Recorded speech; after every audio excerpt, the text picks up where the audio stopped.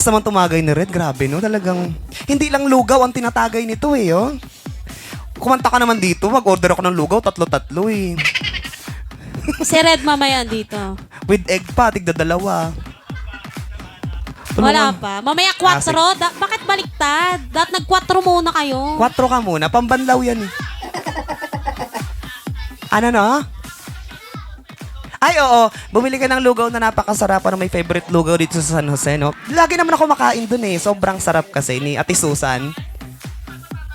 Saan matatagpuan? Sa food court ng plaza. Doon sa may baba lang, guys. Punta kayo doon. Napakasarap ng lugaw. Grabe naman humalo si Red. Ganun talaga, oh. Grabe. Pinong-pino yung lugaw eh, no? Sabi ko, parang wala ng bigas to ah. Parang puro tubig na lang. Hindi, joke lang. Napakasarap po niyan. Hindi tinipid sa taba. Nako, pag kumain ka, sakit High talaga ang blood ka. batok mo. Grado. Sabi ko, grabe naman sa'yo. Parang puro taba to ah.